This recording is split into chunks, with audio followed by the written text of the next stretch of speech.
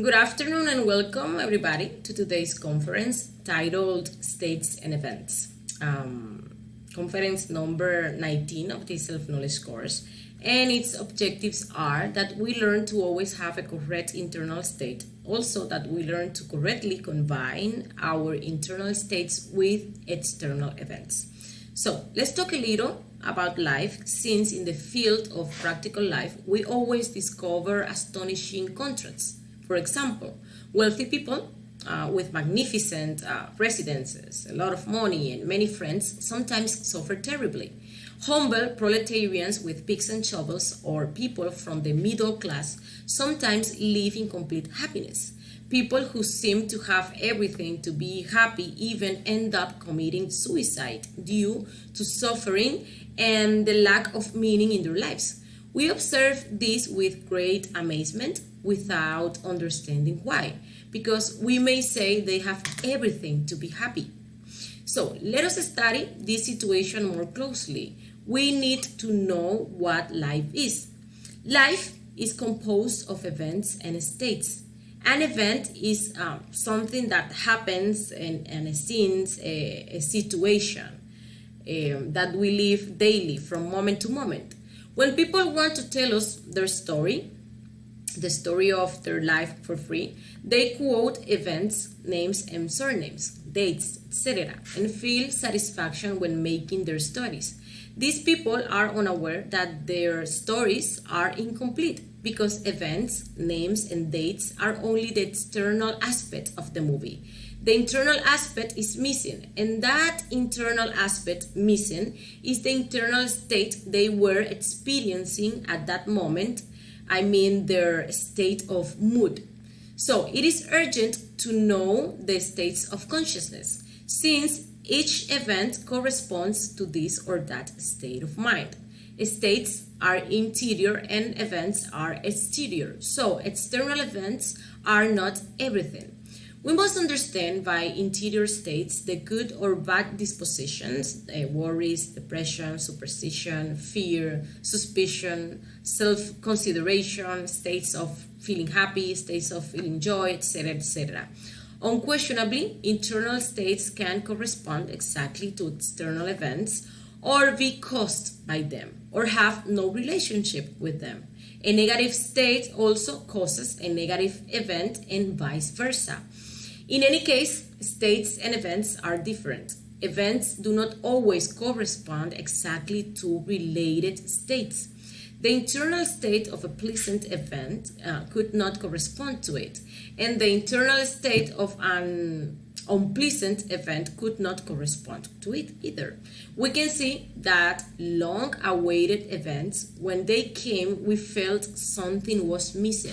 Certainly, the corresponding internal state that had to be combined with the external event so that the experience of it was full was missing at that moment.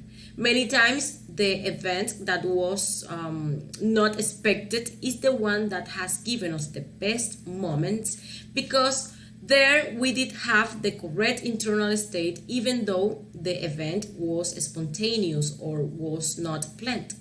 So let's imagine, for example, our graduation or our wedding day. These are important and special events in which there should be joy and happiness. But let's say in that event, we had an internal state of nervousness, maybe fear, concern that everything goes well for the guests, for what they will say, for the buffet, and so on. We, at the end, managed to have a beautiful and nice party. However, we did not experience the happiness that we should have experienced at that moment. So, combining internal states with external events correctly is knowing how to live intelligently. Any event intelligently experienced requires its corresponding specific state. Unfortunately, when people review their life, they think that it is constituted exclusively by external events. They think that if this or that event had not happened to them, their life would have been better. They suppose that luck came out to meet them and that they lost the opportunity to be happy. They regret what they lost. They mourn what they despised. They moan, remembering the old setbacks and calamities. We do not want to realize that the ability to exist consciously depends exclusively on the quality of the inner states of the soul, and even that we attract circumstances that are similar to our inner states. So remember, as it is inside, so it is outside. Moreover, it certainly does not matter how beautiful the external events of life are if we are not at such moments in the appropriate internal state. The best events can seem monotonous, tired, or simply boring. Experience, for example, has taught us that not all the people who attend a banquet or a dance really enjoy it. Very rare are the people who know how to consciously combine the external event with the appropriate internal state. It is unfortunate that people do not know how to live consciously. They cry when they should laugh. They laugh when they should cry. Such is the case of a person who attends a party and appears sad and bored, or a person who attends a funeral and without any qualms is very happy and funny.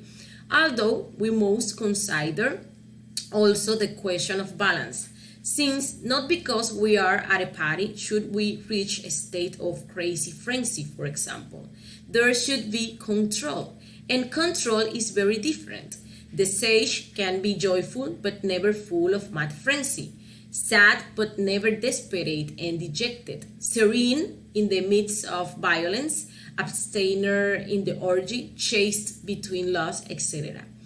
Melancholic and pessimistic people think the worst of life and frankly do not want to live. Every day we see people who are not only unhappy but also, and what is worse, make bitter the lives of others. People like this would not change even living daily from party to party because they carry the psychological disease within them. Such people have definitely perverse intimate states. However, these people describe themselves as just, holy, virtuous, noble, helpful, martyrs, etc., etc. They are people who consider themselves too much, people who love themselves very much, individuals who feel very sorry for themselves and who always look for loopholes to avoid their own responsibilities. They become attached to those negative states and their sufferings. They even justify them. People like this are accustomed to lower emotions, and it is obvious that for this reason they daily feed those elements that feed these negative states and cause or attract those negative events to their lives. It is good to know that unfortunate events, reversals of fortune, misery, debts, problems, etc., are exclusive for those people who do not know how to live. Anyone can form a rich intellectual culture, but there are very few people who have learned to live righteously, and this is what can really bring us happiness. Those who learn to consciously combine external events and internal states are certainly on the path of success. Also, we urgently need to know where we are located at a given moment, both in relation to the intimate state of consciousness and in the specific nature of the external event that is happening to us. Life itself is a series of events that are processed through time and space. No one could deny that within us we carry many errors and that there are wrong states. If we really want to change, we really need to radically modify those mistaken states of consciousness with the utmost urgency. This absolute modification of the wrong states causes complete transformations in the field of practical life. When we work seriously on the wrong states, obviously the unpleasant events of life can no longer hurt us so easily. And even many unpleasant events or recurrences that were in our destiny do not come to pass. We are saying something that it is only possible to understand by experiencing it, really feeling it in the very terrain of the facts. Whoever does not work on himself is always a victim of circumstances. It is like a log moved among the stormy waters of the ocean. Events change incessantly in their multiple combinations. They come one after the other. They are influences. Certainly, there are good and bad events. Some events will be better or worse than others. Modifying certain events is possible. Altering results, modifying situations, etc., is certainly within the number of possibilities. Another thing is that there are factual situations that cannot really be altered. In these last cases, they must be accepted consciously, although some of them are very dangerous and even painful, such as the death of a family member. It is an event that we cannot revoke. In this situation, we usually fall into states of suffering and desolation that, after all, will not make our family member come back. The ideal would be for us to work in all that pain, suffering, sadness, and come to the understanding of what death is. Unquestionably, pain disappears when we do not identify with the problem that has arisen. And although the event cannot be changed, we do the best and the most consciously thing that can be done. We must consider life as a successive series of interior states. An authentic history of our life, in particular, is made up of all these states. By reviewing the totality of our own existence, we can verify for ourselves in a direct way that many unpleasant situations were possible thanks to the internal wrong states. Also, we need to know that full intimate self-observation of oneself cannot be postponed when it comes to discovering wrong psychological states. Unquestionably, wrong internal states can be corrected through correct procedures. We are talking about the psychological death, which starts with self-observation. Since inner life is the magnet that attracts external events, we urgently need to eliminate erroneous psychological states from our psyche. Correcting wrong psychological states is essential when we want to fundamentally alter the nature of certain undesirable events. Altering our relationship with certain events is possible if we eliminate certain absurd psychological states from within ourselves. Destructive external situations could become harmless and even constructive through the intelligent correction of the erroneous internal states. We can change the nature of the unpleasant events this way. Those who never correct absurd psychological states, believing themselves to be very strong, becomes certainly a victim of the circumstances. Putting order in our messy inner house is vital when you want to change the course of an unfortunate existence. People complain a lot about everything. They suffer, cry, protest. They would like to change their lives to get out of the misfortune in which they find themselves. Unfortunately, they don't work on themselves. People do not want to realize that inner life attracts external circumstances, and that if these are painful, it is due to absurd internal states. The exterior is only the reflection of the interior. So whoever changes internally originates a new order of things. Another thing to take into account is that external events would never be as important as the way you react to them. If a person humiliates us or insults us, the important thing is not that situation where they insulted me, for example, but how I feel and respond to that situation. Did I remain serene before the insulter? Did I welcome the unpleasant manifestations of my peers? How did I react to the infidelity of my loved one? Did I get carried away by the poison of jealousy? Did I kill? Am I in jail or in a hospital? Hospitals, cemeteries, and prisons are full of sincerely mistaken people who reacted absurdly to external events. The best weapon that a man can use in life is a correct psychological state. Remember that very well.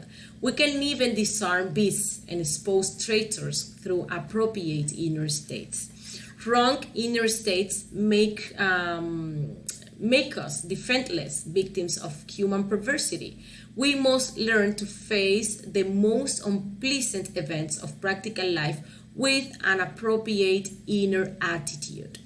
In this way, we will not fall into identification or let ourselves be carried away to the terrain of others. If a person insults us and we get angry and insult them back, that could even end in death. However, if we make an effort to maintain self-observation, to eliminate all the defects of anger that want to manifest, the other person's ego of anger will only have to leave.